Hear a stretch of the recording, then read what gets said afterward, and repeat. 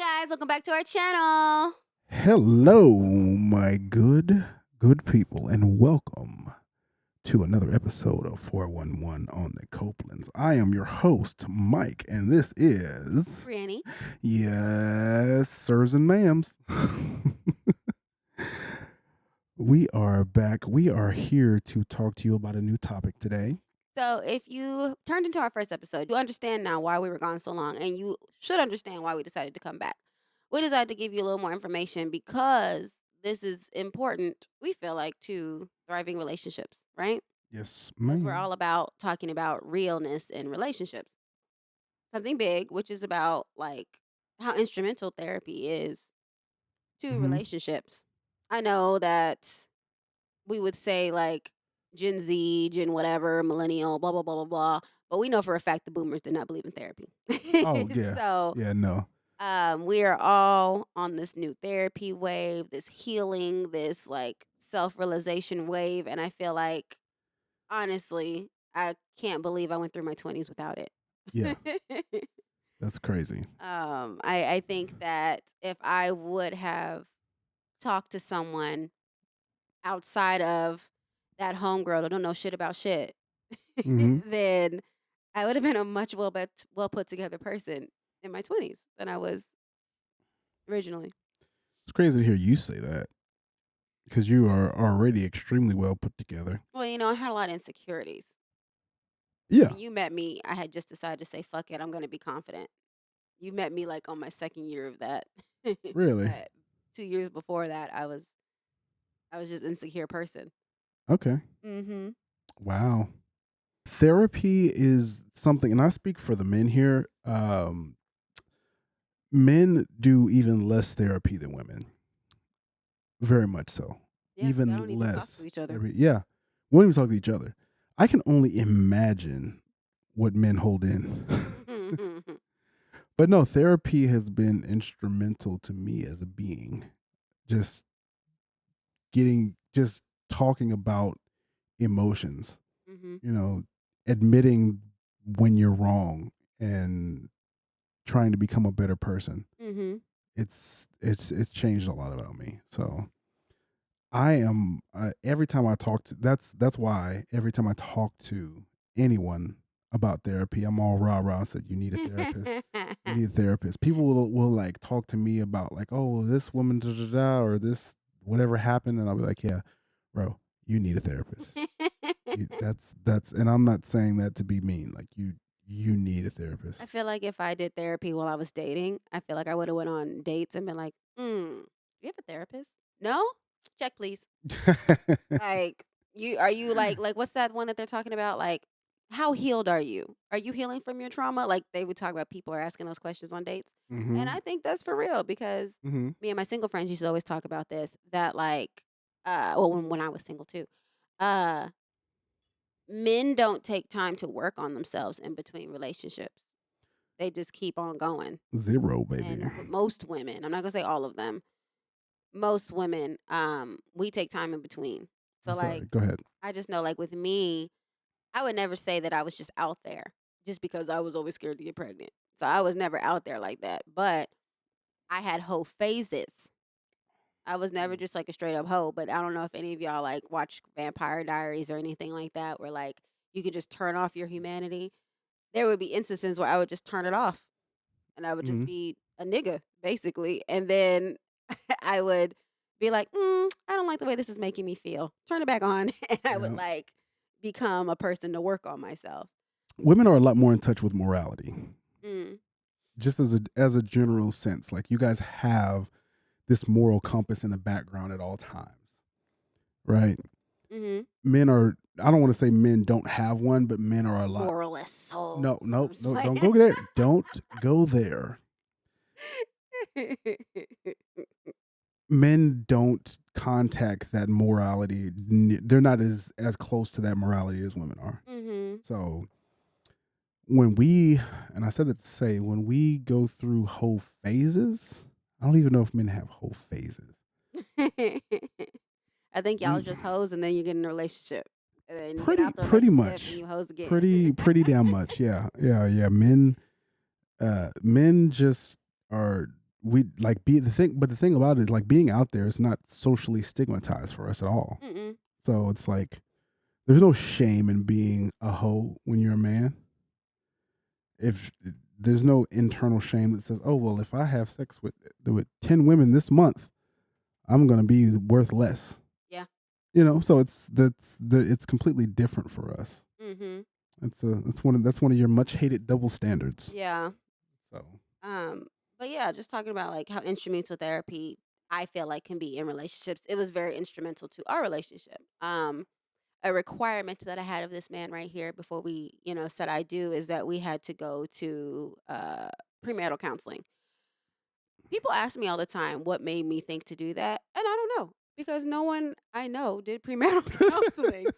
Um, I just thought it was a good idea. but how I mean you thinking it being a good idea, how would how does that translate to it being a requirement? Like you thought it was a good idea and all of a sudden it's like I'm not getting married without this. I don't know. Like, think about like when you told me like, "Do you want to move in together before you're married?" And I was like, "No." You're like, "Why?" I don't know. I just get these wacky ideas in my head, and sometimes there's no rhyme or reason to where they come. I'm like, Mhm. like this idea is a good idea. It's gonna stay in there. This idea is a bad idea. Throw it out. Like Mhm. this is what happens. So I do remember that I made that at some point before I met you. That I met that like that has to be a requirement. It was to ask my dad for my hand, just because my dad never had that done. I don't think. And then premarital counseling. And I decided that I did not want to do it through the church, just because I feel already, with religion in general, that there's always a lot of shame in the religion. There just is. It doesn't matter what you believe in. There's always some kind of like shame, or like, to me, the unfairness of the wife does this, the wife does that, husband does this. And we just didn't live that way. Like, we Mhm. didn't live as a person in the church. And I thought that was really hypocritical to me to be like, we're getting married now. Let's go to the church. Like, we're going to get struck Mm. by lightning. Yeah. Like, I just thought that was like such like heathenist activity. Okay, so yeah, so that's just how I felt personally about it. So, I had a friend who recommended our therapist to me, for stuff that I was going through, and then when I reached out to her, I was like, "Do you do premarital counseling?" She's like, "Yeah," and I loved her because again, I am just a person who likes to be prepared, and she specializes in everything. She Yeah. specializes in trauma. She specializes in just I don't know if there's a way to just specialize in regular therapy. She specializes in sex therapy. Just all these specializations that can like really help a relationship and to thrive versus like the people that I did know that were getting premarital counseling through churches. It didn't Uh-huh. seem like they dived into that. They dove into like what it means to be a wife and a husband through the Bible. And again, because we didn't practice that, I didn't feel like that was a right fit for us. Mhm. Um, I say that to say that we started off our marriage journey with counseling. Uh-huh. Um, and we kept counseling. We said that we well, first off, Dr. Ruby is just awesome. Like I halfway don't like that she's our person because I think we would kick it outside of therapy. Oh yeah. But I feel like all people say that about therapists they like. Like I feel like they have a certain je ne sais quoi that they're just like zip and we're gonna make them fall in love with us. But then also I give me my paycheck. First of all, you speaking to me in French and I don't know what the fuck you just said, Oh but it my sounded it god. sounded good. I don't even want to know what that Anyway. means. I like that. I'm turned on now. Oh my gosh. Thank you for that. Keep talking to me in French. Say something else. No. Okay. But that's my take on it. We said we were gonna even after we got done with the premarital counseling, which was what, like 3 months? Yeah, 3 months. We said we want to keep you and we want to check in like every 4 months. Then we started seeing her for our individual things, which, brings us to like what else we were talking about, which was like mental health in the relationship. Hmm. Like you can't run away from mental health whether you decide to go to therapy or not. Yeah. So, and I feel You like know, when, mhm, no, I was gonna say, mental health is what takes the most work and the most nurturing. yeah, Compared to when it comes to pain, they just give you a pill and they're like, okay, here it goes. That's gonna fix it. For the next 4 to 6 hours, then you gotta take another one, whatever. yeah, mental health you have to pay a lot of attention to fix because it's your mind. Mhm. So I don't think a lot of people are prepared for that journey and recognizing it's a journey. Like a lot of people go to therapy and say, "Well, okay, I did this. I did 5 sessions, so now I should be good, and I don't need this anymore." That was me. Yeah, That was me. So my very first taste of therapy was during COVID. Yeah, because we didn't get proposed till after COVID, right? It's the we end didn't of get it. proposed like you stepped on your knee, like we got on knees together. No, we I didn't propose until December of 2020. So, Okay, so I think I went and saw a therapist around like April, like in the heat of it, like when I lost my job basically, or I thought I was gonna lose it, right? uh huh, And so I was going through things mentally with like my mom, she was in the hospital for like a year back in 2019. And then I was hmm going through like, family breakups, best friend breakups, just stuff. And I found myself like crying a lot. And someone was like, "Oh, you should try to see the therapist that, your work provides for you before you lose your job." And I that's was like, always a good idea. "Oh, let's do it." First off, I didn't like this is gonna sound so stupid. I didn't like that I called the person, told them what I wanted, and then all the therapists they gave me were black. Usually that's a good thing, but I felt weird about it because I was like, "Did you look up my picture on my employee ID and saw that I was black? Did you read my name and was like, Brioni, she has to be black. Let me get her a black woman too." Like I appreciate it, but hmm it did make me feel like, not one, not one speckle of white in there. They were all black. Um, That was your first therapist was black too? mhm, Really? mhm. And you ain't like her? No, so my experience with her was that we talked the first time and I just cried and it was like it was it was very healing. Like I really felt like I like whatever I had on me was lifted, like my shoulders were lifted. She asked me about everything that happened with mama, right? Uh huh. And I tell the story all the time. Like I could probably tell y'all the story verbatim in detail of everything that happened to my mom when she was in and out of the hospital. And I won't cry. But I think it was I learned for me, it was the like unbiased person, the person who doesn't know me at all outside this piece of paper. Like talking to my sister, talking to my husband, talking to someone about it. They know me, and they would almost kind of understand or expect me to react a certain way.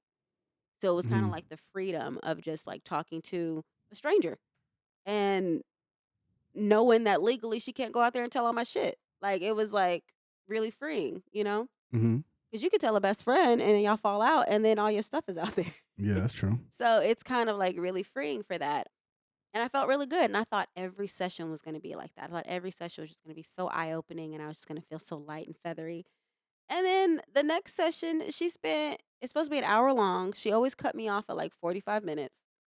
And then the next session was like, she asked me about mochi for like fucking 30 of those 45 minutes. I was like, and I looked at her, I said, what's this got to do with me? And she was just like, "Oh, well, I just thought we'd get to know each other." I said, "Yeah, but we just spent 30 minutes talking about my dog. I just got her. There's not much like Mochi. We just got her. She was like, uh, she was like 3 months old. Like, yeah. what else we talking about? hmm Yeah, I'm training her. Yeah, she pissing everywhere. She's cool. Like, that's the Yeah. gist of it.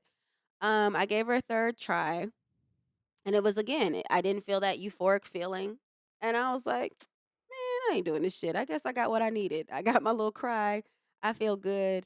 You only get 5 sessions for free anyway." hmm I was on my third session. I'm like, I'm kicking rocks.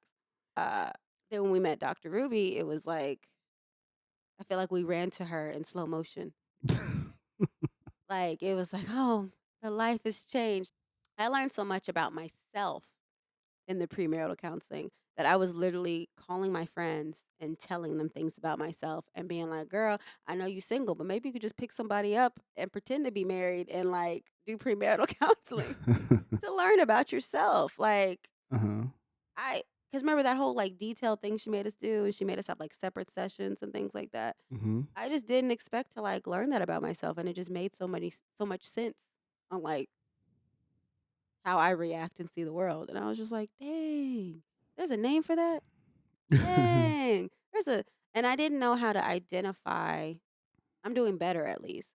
I didn't know how to identify feelings outside of like anger. Mad and anger Yeah, or angry, sad, happy. happy. Like I Mhm. didn't know how to identify like jealousy or disappointment or, Mhm. or even just the big words, anxiety.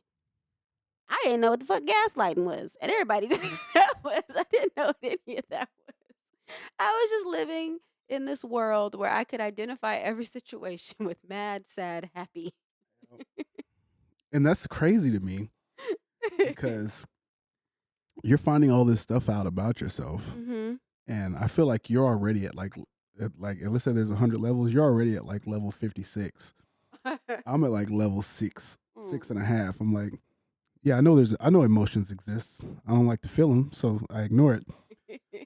So I'm like starting at like this rudimentary level. It's like I'm going to preschool, and I learned a lot about myself in premarital counseling too.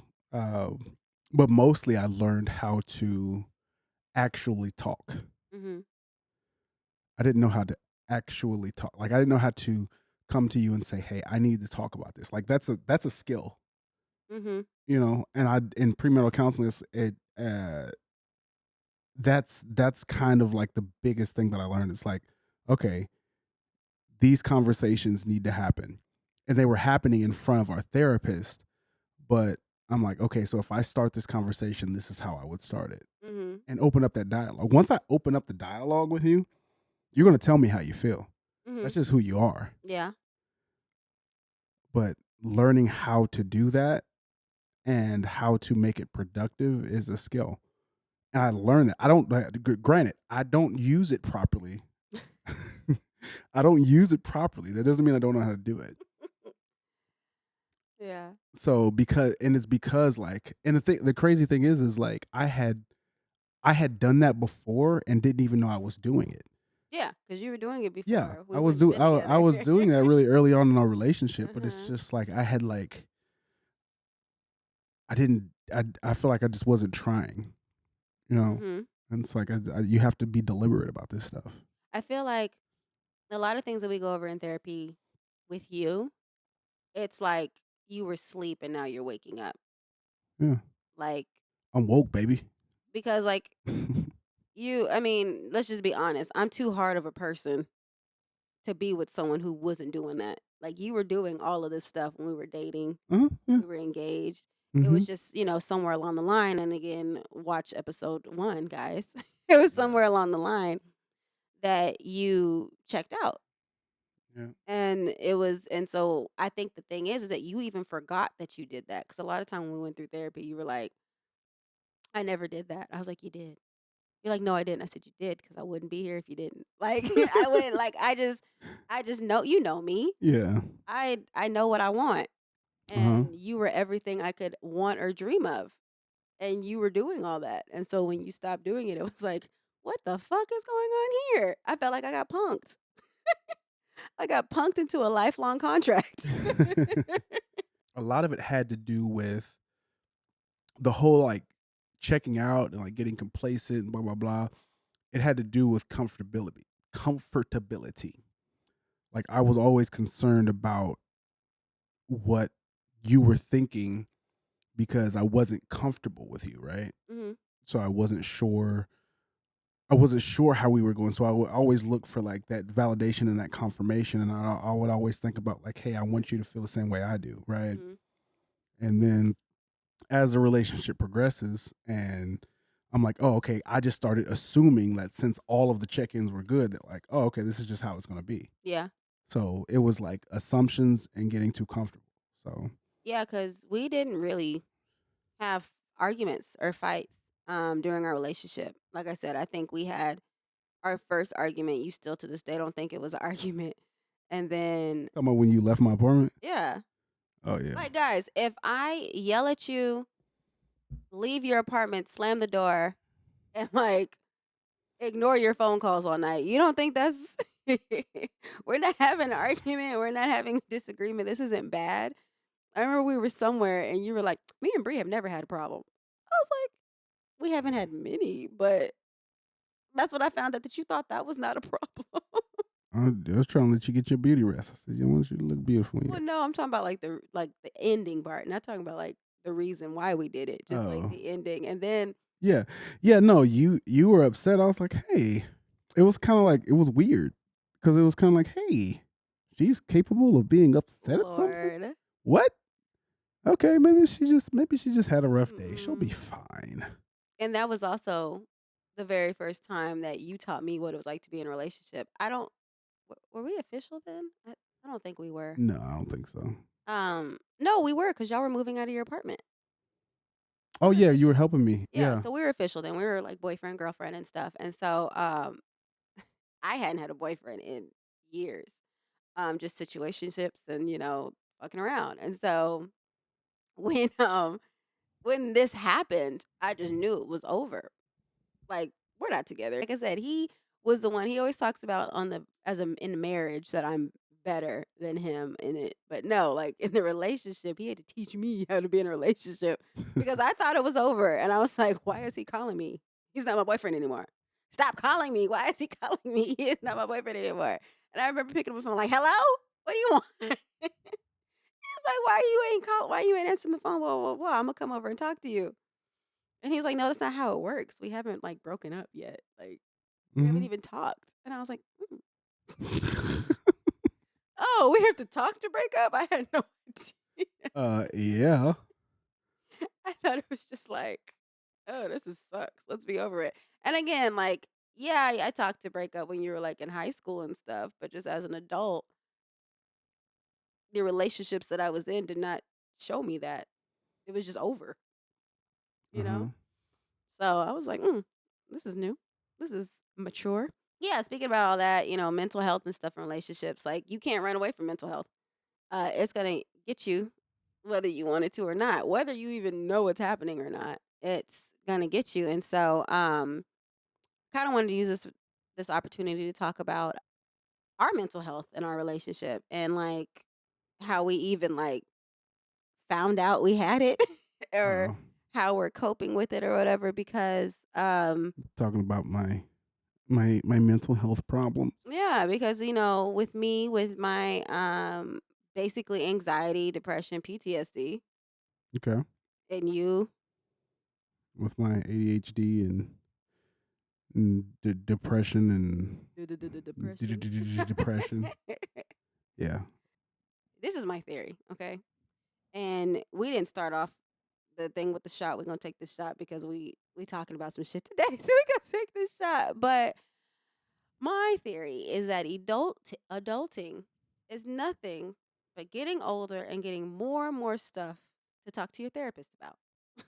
That's like literally what I feel like adulting is. Because I feel like I had shit that happened to me when I was younger, um, that changed the way I looked at the world, changed the way I looked at situations and stuff like that. But I would have never said that it was something that like really fucked with me, you know? Uh-huh. And then when again, my mom was like the first big event in my life that like really like crippled me. Mhm. And it was like a never ending nightmare. So it just kept crippling me. And so doing that, I think it like broke something, you know? And you always say when something's broken, it's harder to put it back together the way it was. It's always like never like put together evenly. So it was like it was a perfect line and then I broke. Now I'm like this. And then something else happened in my life. I was like, now I'm like this. But it just keeps happening. And like, yeah, you heal, but every time you heal, it's like you're a new version of yourself.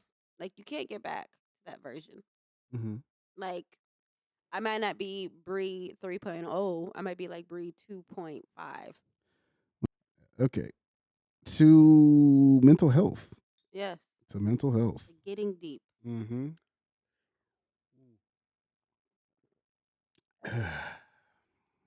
So if you're new here, and again, we're basically new here because it's only the second episode back. We drink while we do this. All So right. if you haven't gotten something to pour up while you're listening or watching this, you're not doing it right. Hang Because on. Hang on one second. Let me hang on. My mom's calling me. Hi, mama. Hang on a second.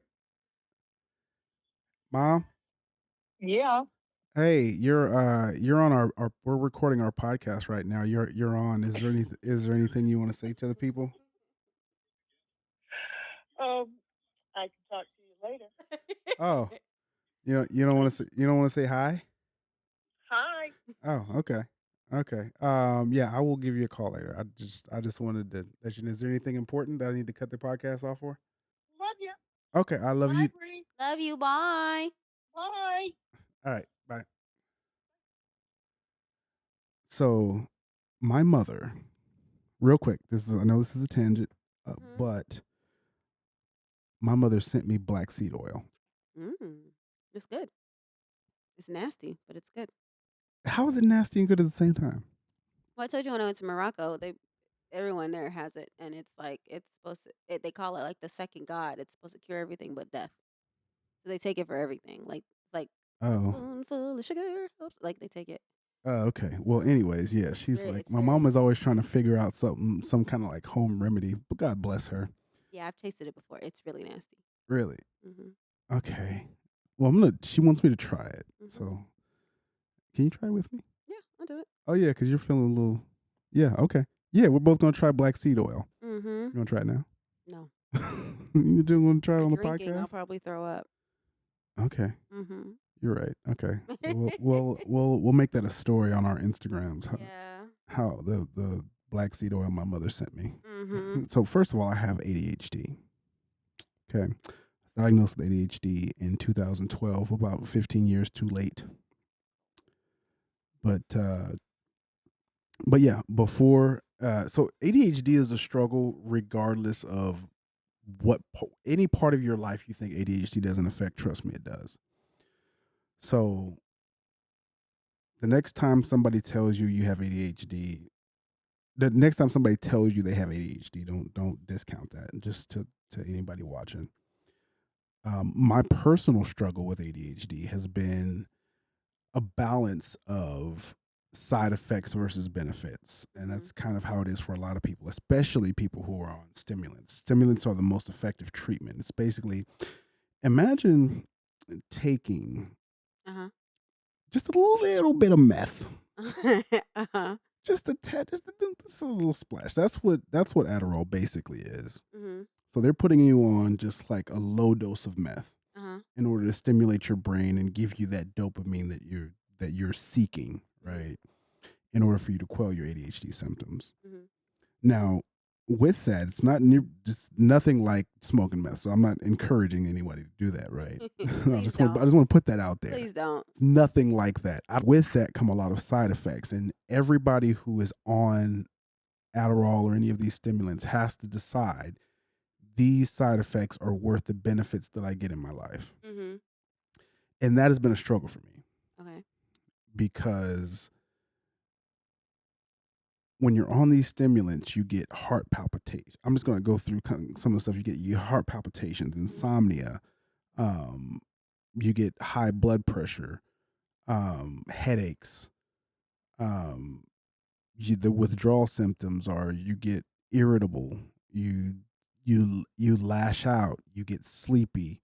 It's just this back and forth all the time. Mhm. All the time. But when you're on these stimulants, you feel like you're a better person, so you Uh-huh. put up with it. Mhm. So ever since a couple of years into taking stimulants, I've been trying to run away from him, and that's where like my journey really like got complicated with Mhm. ADHD. And that started after I got with you. Mhm. So a lot of what you have seen has been this what would this treacherous path that I've been going down of like trying to run away from stimulants. I feel like Mhm. I have it now. I have it figured out. Well, you're To a not certain on a stimulant so anymore. yeah, I'm no longer on stimulants anymore. Mhm. And that comes with it's an entire an entire different set of circumstances, right? Mhm. It's not nearly as effective, but it's manageable. Mhm. So that's kind of where I'm at in my journey. Yeah. And it's a lot more emotional than you might think. And Mhm. anybody with ADHD will tell you that truly like severe ADHD will say it's not fun at all. Yeah. You know, it's not something that was like, oh yeah, I can't pay attention. That's the way that a lot of people think about it. Oh, I can't pay attention. I'm Mhm. going to take a pill. It's going to make me be able to pay attention better, and that's it. Mhm. That's like the depth to which people go through it. And it's much more complicated, much more nuanced than that. So, in our relationship, getting back to our relationship, Mhm. the man that you met was hyped up on stimulants, right? Mhm. So he was able to without without having to put a lot of mental effort into it in the way in which he has to now, Mhm. he was able to pay attention to your feelings. Mhm. He was able to put a lot. He was able to pour into the relationship and with intent and purpose without second thought. So the journey of the man that I become is able to do that, but it just takes a lot more mental fortitude, if that's the word that I'm looking for. I Mhm. don't know. It takes a lot more. I have to be in tune with it. I have to pay attention to it, which is Mhm. the crux of the problem. Because you know, you forget stuff because you have because ADHD. because because I forget stuff. So Uh-huh. so like you said, like ADHD for me, when I wasn't on the problem, and that's another problem with stimulants. When you get off of stimulants, even for a day, you're a completely different person. Mhm. So when you would ask me, "Hey, are you on your medication?" Sometimes I would just immediately feel bad, Mhm. right? Which I don't want you to like feel bad for asking a question, but Mhm. it was just like because I'm not this because I feel like I'm two different people, Uh-huh. and I feel like I can't be myself unless I'm relying on this drug, Mhm. you know. So that plays into like my anxiety about ADHD. Mhm. So yeah, And we've learned that that's normal. yeah, yeah. A lot of Mhm. people feel the exact same way, and it's something that you never hear about. It's like the Yeah. silent. It's like this silent suffering that's going on in people with Mhm. ADHD. They just don't talk about their feelings. They don't talk about how ADHD makes them feel. There's I'm sure there's ADHD groups, there's ADHD forums and stuff, but it's not talked about nearly enough. Because I Because would talk to people. I mhm. remember the first time I didn't know this was a phenomenon.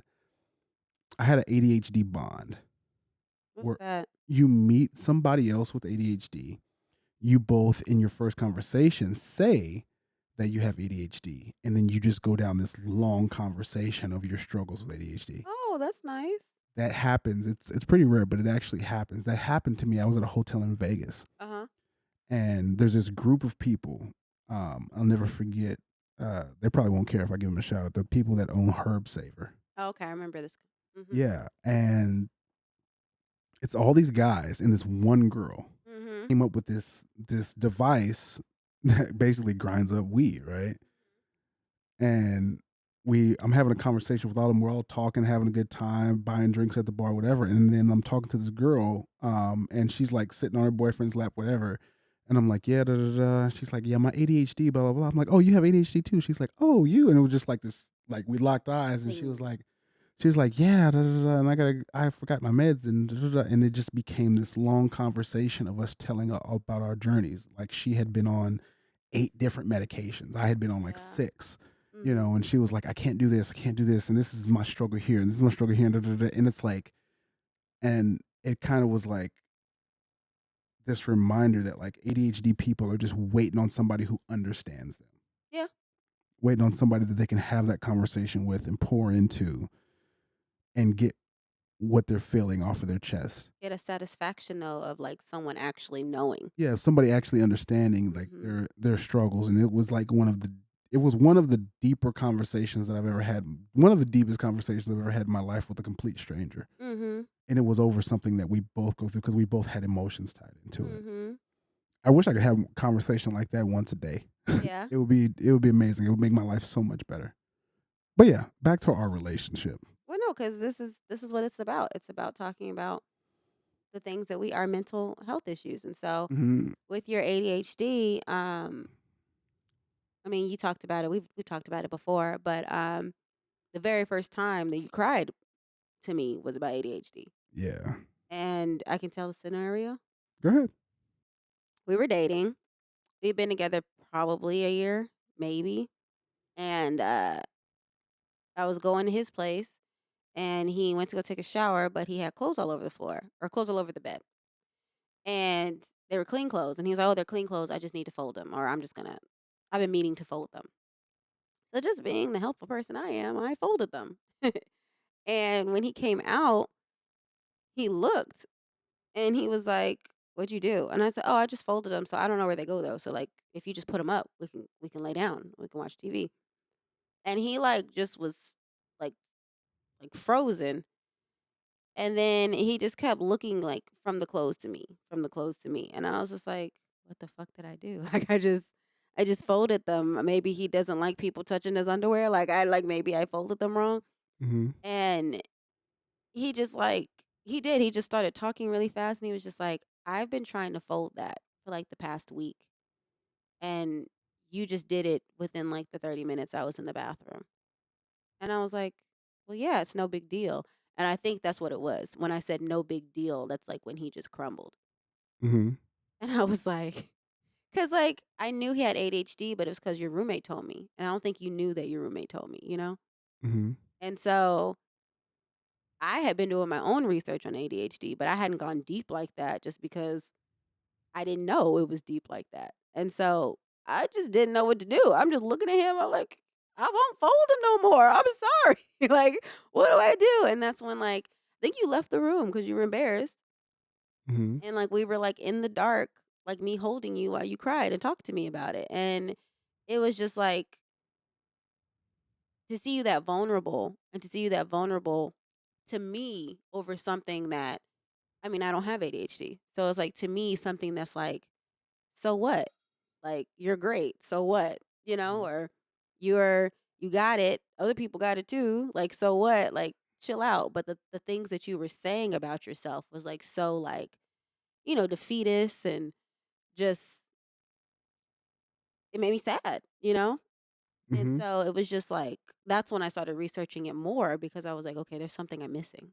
Like there has to be something I'm missing to where he feels like this because of this, you know? Imagine a world, right, where you set out to yourself. You said, "You know what? Today I'm going to wash the dishes. If I don't do anything else, I'm going to wash the dishes." Mhm. You say that to yourself on Monday and you don't do the dishes until you don't actually complete doing the dishes until Saturday, Mhm. right? Mhm. Not because you don't want to. You're trying Mhm. very hard, but because your mind literally can't focus long enough to do the dishes, Mhm. right? And then I came in and I'm like, "Oh, yeah, here, I'll do the dishes. It takes me 10 minutes." It's something because it's this like part of your life that just takes over your mind and it's like, "Oh, I need to do this. I need to do this. I need to do," and Mhm.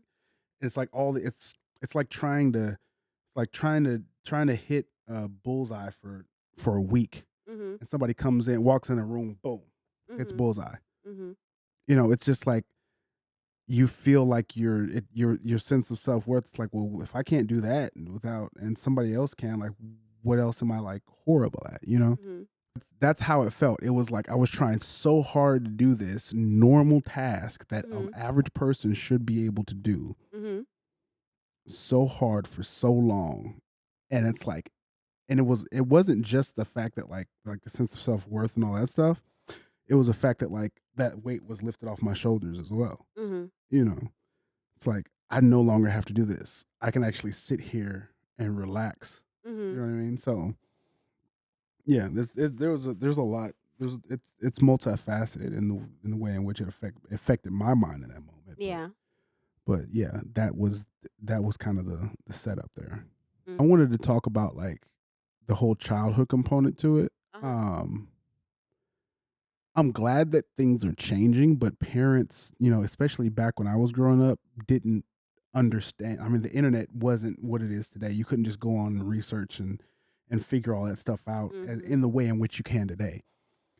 I'm sure WebMD was probably invented when I should have got diagnosed with ADHD. Yeah. So, and parents didn't pay as much attention to it. Like I said, most of it's just like, oh, you need an ass whooping, or you need a new tutor, or you need, they would try to fix it with Discipline. with things outside of medicine. And Mhm. black people especially don't trust modern medicine. No. And I mean, part of that's for good reason. I'm not going to go into, all of that stuff, Yeah. but there's a distrust that a lot of black people have with modern medicine. So it's like that whole diagnosis that can help all these young kids and help, help these young kids, young adults, is just not happening, Mhm. especially in the black community. Well, You if know, you think about too the stuff that you had to go through just going to different states to get your medication yeah, and the different doctors, like the different treatments that you get from different doctors because of how they yeah, decide to do it, like it's crazy. yeah. It's and the legislation on ADHD medication is based state to state. So Mhm. in order to get when I lived in Florida, I would have to have my drugs sent from Kansas to Florida because of the laws and the way in which it was set up. When I lived in Mhm. Texas, for until I got like a full diagnosis, which you have to pay out of pocket for. Like there's Mhm. no like the whole diagnosis, official diagnosis of ADHD. You can't like that's not covered by insurance. Mhm. So you got to pay like the proper assessment is like $3,000. Mm. Yeah. And you And then you found out that every doctor doesn't require that. It was just your yeah, doctor. yeah, Mhm. precisely. Mhm. So yeah, that's the whole system like does is not set up for success in that way. You have to kind of like brute force your way through it Mhm. in order to in order to get where you need to be. So Which I there think would instill people to just give up. yeah. Oh yeah. Mhm. Yeah, if I was born in Texas, I would probably I, I would have gave up. Mhm. Yeah. You want to know how I found out I had ADHD? How? Playing basketball. Okay. I had a friend on my let's just say I had a friend. I'm not going to name names or whatever, Mhm. but I had a friend who had ADHD. Mhm. And we were playing basketball, and he was on Ritalin. Mhm. Gave me some Ritalin. He's like, "Here, try this." I said, "What is it?" He's like, "It's for ADHD, but it'll help you focus in the game." I said, "What?" I said, "Okay, sure." Dumbass college kid. Mhm. And it completely, like, I was seeing things in the game before they happened, It was right? like you had a superpower. I felt like I had fucking spider senses. I was like, this is how, I mean, it's not, but I I took it another time and I was like, hey, I was actually able to hear what the teacher was talking about in class. Mhm. Like I could never like listen in that way before. Mhm.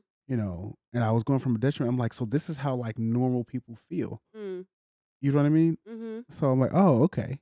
So like I talked to my doctor. That's what like prompted me to talk to my doctor about it. Mhm. It wasn't it wasn't the me.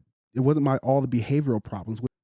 All that stuff happened, and the thing that persuades me to get like actual like help with possible ADHD was just all on a whim. Somebody saying, "Hey, try this pill Mhm. because you ain't focusing in the game. Here, try this pill." Damn. Yeah, that's how that Crazy. happened. Never knew that. Yeah, I had completely forgot about that. Mhm. But I was trying to figure out, hey, what made me look at this. So, yeah. That's crazy. So get out your violins. My mom was in the hospital for like a whole year in 2019. Yeah. Um, a surgery she had been waiting for forever. Finally got approved for it. Caused a blood clot. Caused a stroke.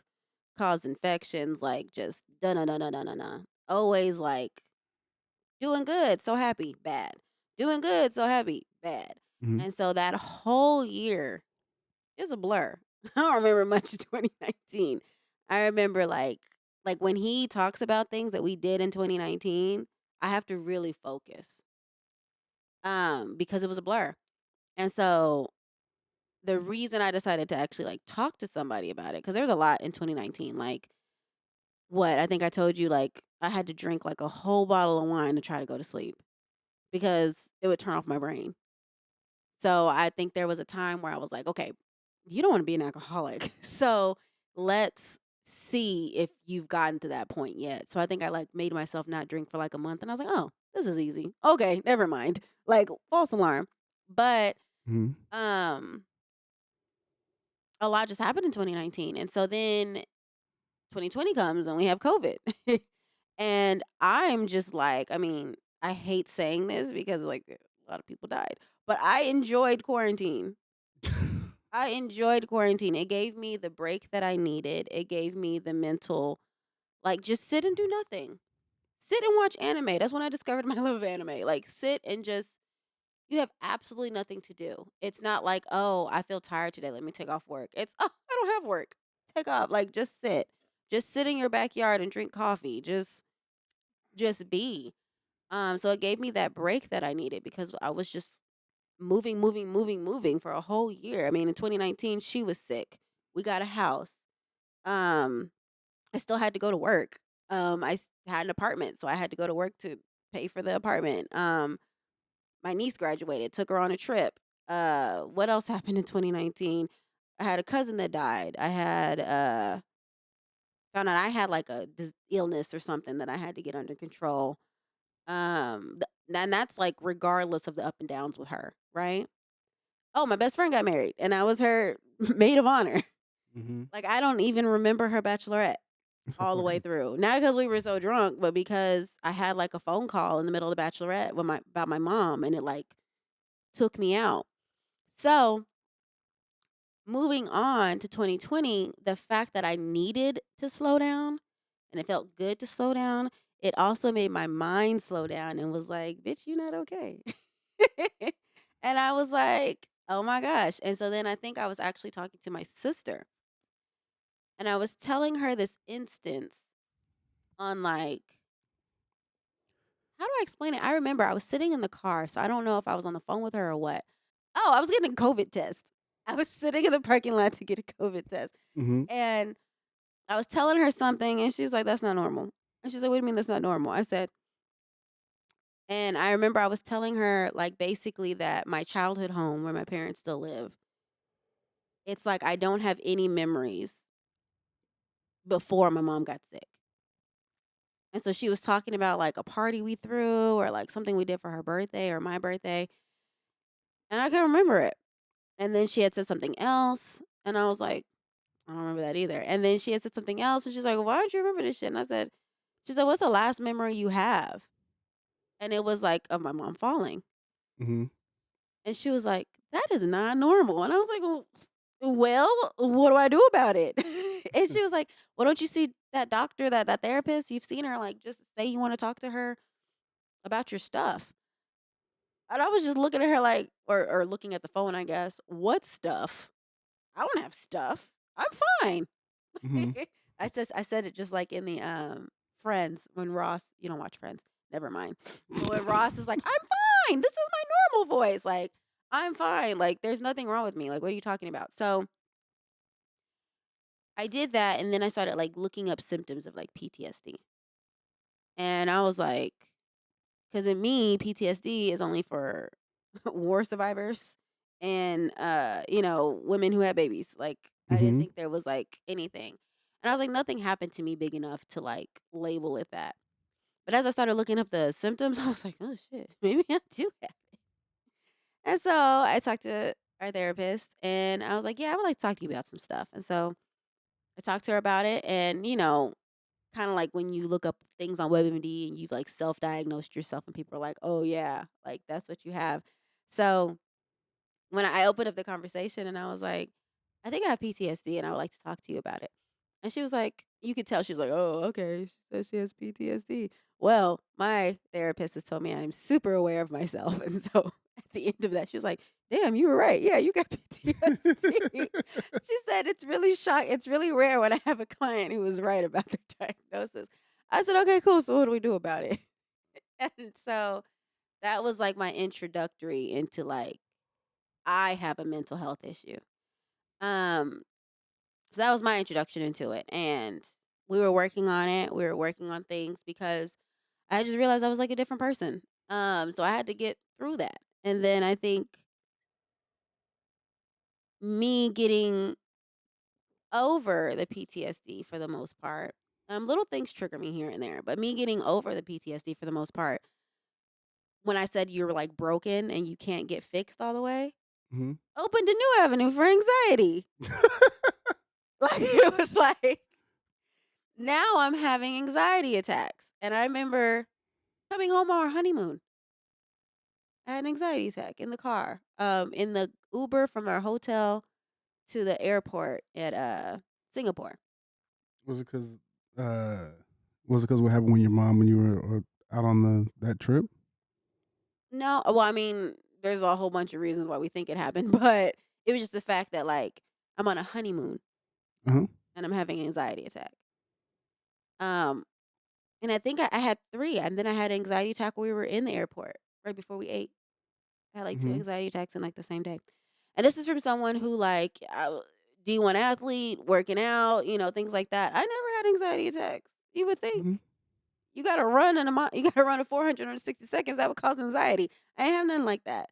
So, this was just a whole new thing for me to learn about myself, and like it made me upset because I was like, why is my mind betraying me? Mhm. Like I'm working on myself. Like, hey, don't you know I'm working on it? Like, chill the fuck out. Mhm. Like, I'm not ignoring it. I'm going to therapy. I'm, breathing. I'm doing yoga. I'm eating better. Mhm. Don't you know I'm doing this? Like, shut the fuck up for a second and let me like heal. Um, that's the thing. Like, life just happens and you have no control over it. And it just happens. So, dang, I got emotional. Okay. It's okay. Let it out. Ugh, Let it out. That's what this is for. I didn't expect that to happen. Yeah. Okay. Okay, I'm back. Come on. So, You sure? um, what'd you say? You sure? Yeah, I'm good. I just gotta wipe my little tears away. They didn't drop, y'all. I'm still a G. They were still in my eyes, so they don't count. Would you like me to get you a tissue? No, because then I'll cry more. It's okay. No. Baby, it's okay. No, it's not okay because then I get red and then I get puffy and I have to go to work. So, hold on. What time you gotta go work? Tomorrow. Oh, But I'm puffy in the morning. who gives a fuck? I do. Okay. But anyway, I'm back. So, that was my like introduction to mental health. And Bree, you got it. So, I would say that like even with bringing that into the relationship, like I had to be honest about it so that he could help me. Like he does things behind the scenes to help me with my anxiety, right? Mhm. I mean, like you don't have to tell me, but he told me one little thing that he did, and I was like, "Oh, I didn't know you did that.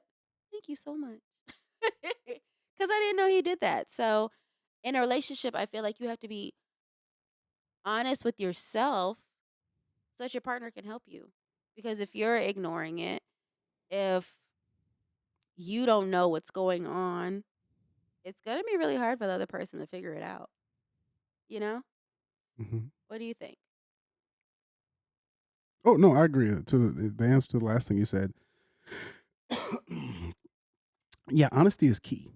But it's not honesty. It's It's no, awareness. It really is. no. Listen, so honesty and openness kind of run a lot of parallels, right?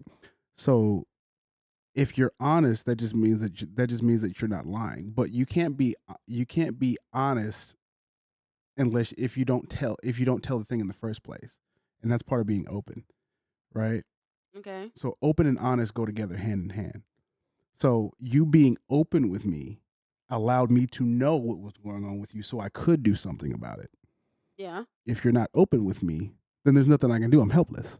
Yeah. You're just suffering in silence. That's the point. That's the point that I'm Yeah. making. Okay.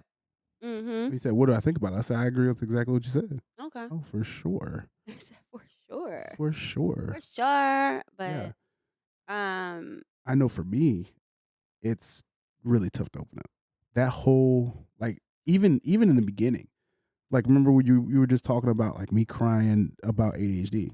mm-hmm. I hadn't cried with ADHD about that to anybody. Not my Yeah. mama, not the therapist I had when I was 6, Uh-huh. not my doctor, not anybody. So it's very hard for me to open up about that stuff Mhm. and talk about emotions. But just because I did that with you, you think you see the way that I am with you. That's the first time I've ever been like that. No. I'm not saying like that you talk to everybody about it. Oh, okay. I'm just saying that like part of your mental health, Mm-hmm. um, oh, part of your mental health like diagnosis, right, is that you stop taking your medication, and you stop even taking your medication. It Mm-hmm. it made you not be able to talk about your feelings. But like you said, when I met you, you were doped up on stimulants. You always talked about your feelings. Mm-hmm. It might have just been with me, but I don't give a fuck about everybody else. It was just with me. So that was like the difference in our relationship though, and that goes with the open and honesty thing. Is Mm-hmm. that you again, like you said, you were not the same man that I knew. Yeah. So I had to relearn this new person. And that was really stressful in our marriage. Mm-hmm. Because again, I felt bamboozled. I felt like I got tricked into like marrying someone that was literally like the person that like I would be like, I'm not going out with this person again. But I'm married to them. Like, do you ever like? I feel like you think I'm very put together. Like even Mm-hmm. now, you're talking to me. You're like, oh, I'm shocked that you feel like that because like Michael thinks that like I just know like the way that I think he knows everything intellectually. Like he's supposed to know everything intellectually. Like he should never have to look up anything on Google. That's how I feel. I don't So know everything. Yeah. Michael, the science guy, Michael.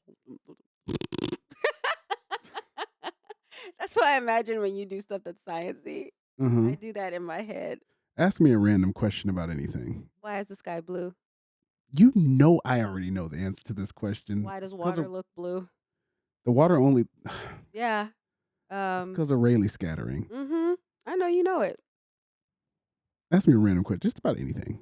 Anything you can think of. Why can't we live on Jupiter? Damn. Well, first of all, You actually know the answer to this, don't you? No. Wait, no, I'm going to interrupt this to bring it back to the OG episode when we first talked about how we met. On our first date, me being the quirky person that I am, I was talking about Disney. And the way that my brain works when I'm nervous is I overtalk. hmm And so I talked about Disney and then moved on to saying something about Pluto and be like, "Ugh, aren't you upset Pluto's not a planet? That's really fucked up, right?" I'm thinking he's gonna be like, "Yeah, man, that's messed up," or "Yeah, it was a planet all our lives. What do you mean that's not a planet anymore?" And he goes on to tell me about the clouds and the atmosphere and the reason why it's not a planet and why the scientists are right. And I just looked at him and I literally told him, I think I told you that was sexy because I like intellect.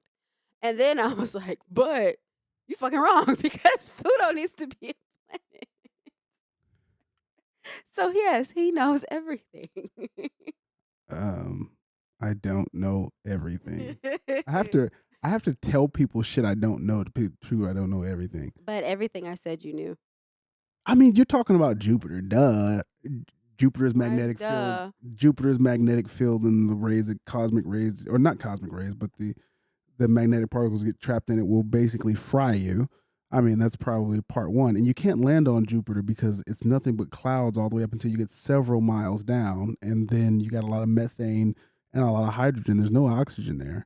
There's nothing to land on in Jupiter. It's a gas giant. It's literally gas Uh-huh. clouds at the top. Imagine being thousands of miles of gas clouds. By the time you even get to something liquid, it's going to be completely dark. Anyways, I No, we're gonna listen. stop this because you better put this in the podcast. And for those of Oh you my God. that have heard that, because he said it like we were just supposed to Okay, know, ask me I something would else. like you to put in the comments if you knew this or not about Jupiter. Because he really be thinking that like the stuff he knows is just normal information for everyone. No, he's super intellectual. Ask me So something else. no, I asked you four things. I'm not Unrelated, doing it anymore. unrelated to a planet, unrelated to space. Just anything, anything you can think of. I just want to prove to the people that I don't know everything. Tell me the first 12 numbers of pi. I don't know. I don't know if I know. Wait, hold on. 3.1415. Wait, I'm gonna look it up real quick. I don't know if I know the first 12. Okay, hold on real quick. Pi. Ooh. I did at one point. Yeah, I but I'm sorry, you just said you did at one point. See, no one does that. Okay. Well, it won't even tell me the first 12 numbers. Okay, there we go. Tell me it. 3.1415928979. Nope. So you knew one, two, three, four, five, six, seven. You knew 8. Okay. But I Fact can't that you knew. I just know 3.14 because that is what everyone else is taught. I mean it's Pi Day. No, no one else wants to know. No, it's interesting because pi is an irrational number. Babe, I'm just saying, you just proved Okay. that's how you feel about me when it comes to like emotions and awareness and like talking about stuff. You like, oh, Brie got it on lock. And then when you find out that I have stumbled or I have issues, it's such a jolt that you don't know how to take it. I don't.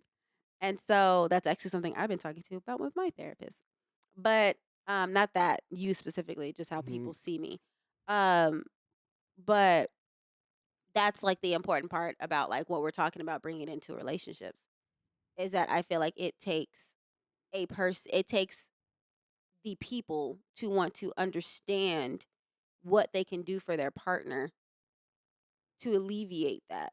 What they Mhm. can do that won't trigger them, what they can do that won't make things worse. Like when you told me about the ADHD, I looked up some shit. Remember, I bought you some candles because I found out the smell, and then I bought you like something about a color because I found out the colors like help. It was like just some random like deep dive on Google, Mhm. but that was me trying to understand ways to help you. You know, Okay.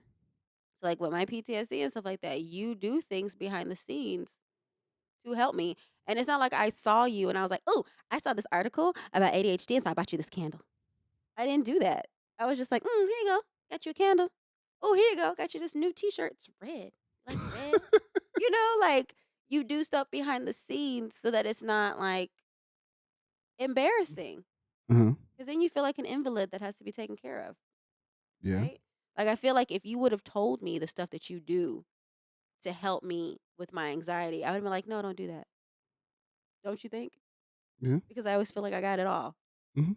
You would have been like, if you asked me, hey, if I did this, would it make your life easier? Don't do that. I don't want to put you out. Don't do that. That's probably what I would have said. Mhm. And I would have talked you out of doing it. So it's like, it's all about having that person that is okay being behind the scenes. It's okay Mhm. being a little sneaky to help you out? Mhm. That's what I think, at least, is that that's what everyone could use. And so I feel like it's very unsupportive, when you have a spouse, a partner, a friend, like whoever you consider your person that's not supportive of it. Like, oh, PTSD, girl, that's not a real disease. The government made that up. Like, Mhm. or you have people, oh, ADHD, it's not a real thing. They just are distracted. Like, imagine having someone like that in your life. Mhm. You wouldn't be able to thrive. We talked about in the first podcast, why we were gone so long, because we were having issues with our marriage, and why we're back because we're doing better. And we think that this is important to share with people so that you don't go through the same stuff that we went through or feel Mhm. like you're alone in it, because I think individually we both felt like what we were feeling was not normal, right?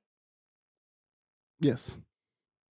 Basically, when I was on the verge of wanting a divorce, it was the book that our therapist gave me in one of my sessions, and it's called ADHD and the Effects on Marriage. I repeat, ADHD and the Effect on Marriage. The fact that there's a fucking book about it means that we should have been taught this. Yeah. we should have been we should have talked about this in premarital counseling, you know? Yeah.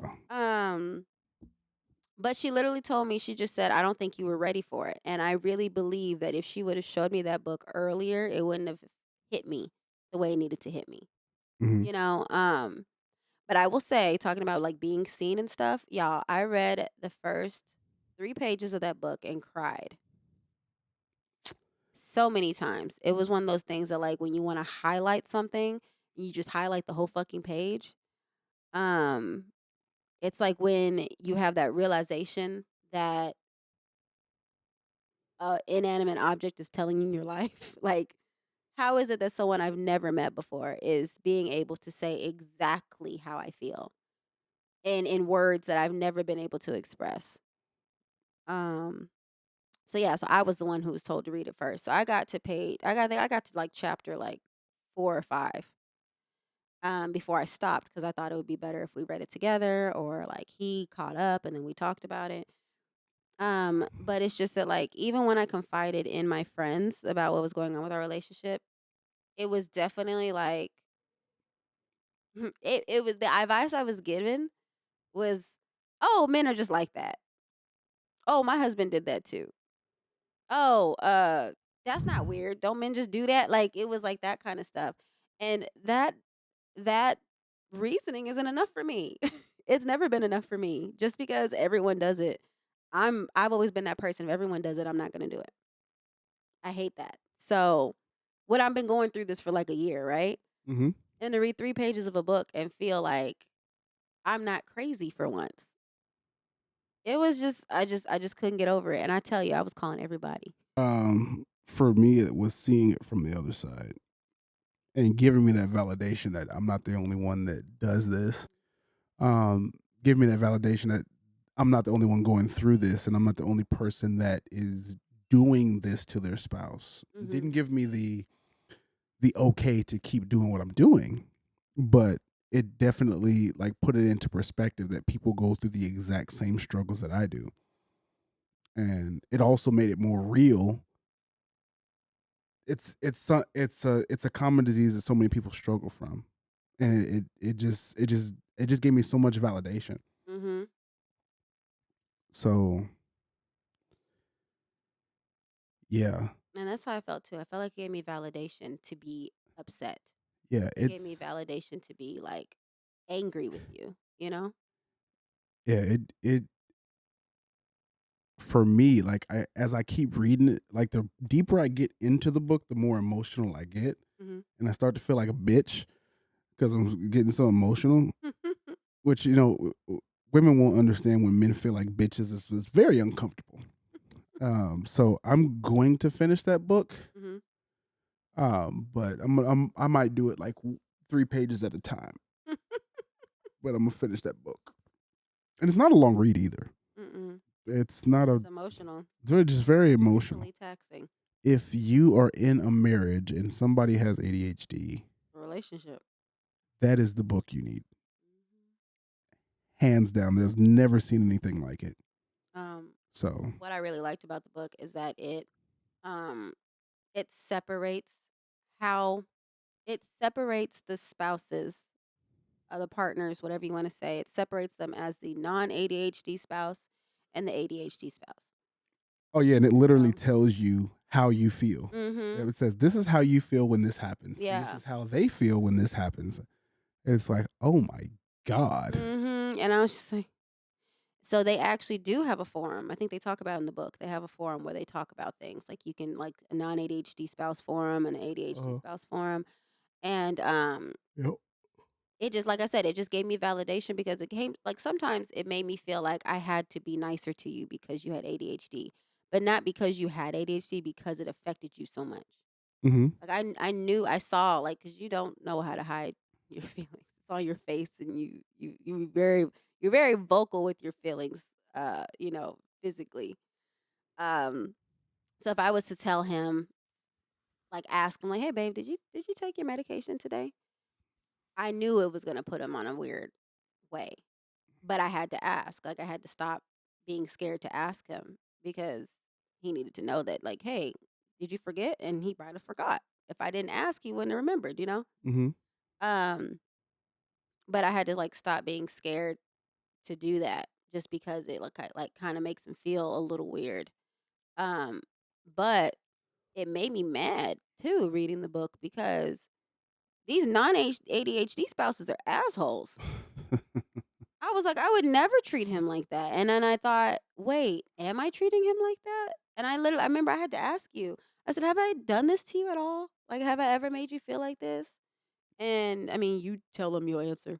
Because I'm not gonna talk for you on that part. I just No, you didn't. You didn't make me feel like those other spouses. okay, good. I just No, wanted to make I've sure. I've had I've been through that before, and that's one of the things that was different about you was you didn't you actually like tried to come into the whole situation open minded. Mhm. I've had women literally tell me like, I don't know what the fuck is wrong with you if it's your ADHD, but you need to get your shit together. Blah, blah, blah, just like blah Mhm. blah blah blah blah. Like and like that's something that's not going to help the situation, right? Yeah. Like coming at me the wrong way. So Mhm.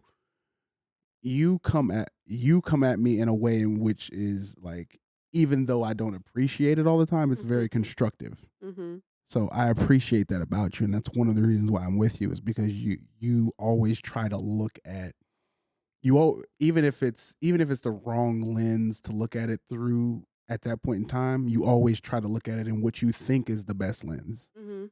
You know, you don't. Well, there. I mean, I can't give you all the praise. Sometimes there have been a few times where you just didn't give a fuck. Yeah, I believe it. But it takes a lot to get you to that point. Mhm. So, and I respect that about you that you at least try Mhm. in all situations to do what's right and looking at a situation from through the right lens and trying to make sure that you give whatever situation we're in the best shot. Mhm. So that's what's different about you. Aw, thanks, baby. Yeah. I mean, I honestly just think everyone should read the fucking book because isn't what's the statistic of ADHD people? Like 1 in 3? Yeah. Yeah, it's like 1 in 3. And like when I, this is gonna sound horrible, but I am surrounded by people with ADHD now, and sometimes it drives me insane. But it's because now I'm aware of it, and I'm just like, holy shit, they're everywhere. They're taking over. Like if I had to count right now, I have a good 8 people in my close circle that have it. And I probably only have a good 15 people in my close circle. So half of them have ADHD. Um, and so like now that I'm more aware and in tune to it, I do be looking like, damn, does everybody I know our therapist is ADHD? Yeah. That's His annoying sometimes, even psychiatrist, from coming from a person who has ADHD. yeah, his psychiatrist has ADHD. Yep. Like Oh my God, it's so prevalent. Oh, I love her. She has the type of ADHD that I love. She's so fun. this is not a topic that's gonna end. Like, we'll definitely have to like bring it up with guests and stuff like that. But like, let us know what you feel like. Like, let us know what you think about this and what we talked about, and like, tell us some stories. I mean, I know you got some because it's just something that I feel like isn't talked about a lot. Like I feel like whenever Michael would get down about like how ADHD was affecting him in our relationship, it was very like and that's the thing with people with ADHD, the shame cycle, right? We Hmm. already talk about it in the book. Read the book. The shame cycle. And I felt like I wasn't allowed to let him feel that way. So then I would then be like, "Well, I mess up too." But that's being kind of, Hmm. it's not being it's not showing that I'm upset, you know? Hmm. Cuz like when he goes through those things, it's like he forgets that I was wrong yesterday. Oh yeah. Like that he just sometimes he forgets that I am wrong. And it's like I have to tell him like, "No, I fucked up yesterday," or "Nah, like I said sorry cuz I was wrong." Like it was Hmm. that, but it's like he forgets that. And hell, I don't ever forget nothing. So, that's the problem. You don't forget goddamn thing. Yeah, that's the problem. Yeah. That was our second episode of 401 on the Copelands. I'm excited to bring our first guest out eventually. We're gonna Yeah. figure out who that is because we don't know. Oh, I think I know who it's You gonna think you be. know who it's Oh gonna be? yeah. Okay. Oh yeah. Okay, Oh, so that's gonna be so good. you think so? Oh, it's gonna be good. So, if you haven't already, make sure you follow us on Instagram as 401 on the Copelands, and make sure you subscribe to this YouTube channel that we do have. If you're watching us right now, waving at you. If you're listening to us on all the other podcast streamings that you're listening to us on, we're everywhere. I hope we sound good. Yeah. Um, Oh, you sound amazing, baby. Thank you, I've baby. been hearing you in these headphones. You sound amazing. Anyway, and if you didn't already know, my name is Brittany, like the flower peony. I am also a travel and lifestyle content creator, and I tell you about hidden gems. I'm a curl girl, and as well as like secrets for your trips and things like that on my social media pages as at Brittany like peony on everything. And then you have me and my podcast, Travel is My Lifestyle. Bam, bam. You Hey. can buy our merch and everything on my website, and it's travelismylifestyle.com. Oh, so it's my turn, huh? Yeah. Don't be weird. Just talk. I'm not being weird. This is how I talk, okay? So, I am an online dating photographer by day. I'm Mike Copeland for real by night. You're annoying. I'm just kidding, you guys. How am I supposed to? Let me talk my normal voice. I'm Mike Copeland for real. That's Mike Copeland number 4 real. Okay. Let's leave. We're leaving all this shit in, by the way. I know we are. All right. So I am an online dating photographer. I am. That's what I do by day. I love what I do, and you should definitely book an online dating photography session because it will change your life. But my Instagram, you can find me and find some of my example photos on icy.photons. That is ICY. icy.photons.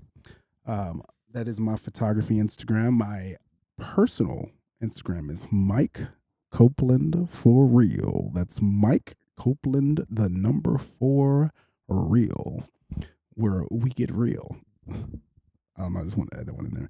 But anyways, that is it, guys. We sincerely appreciate you tuning in. We love you, and we will see you next time on 411 on the Copelands. Bye. I was just getting my stuff ready. Got my Timmel hat on. Shut up.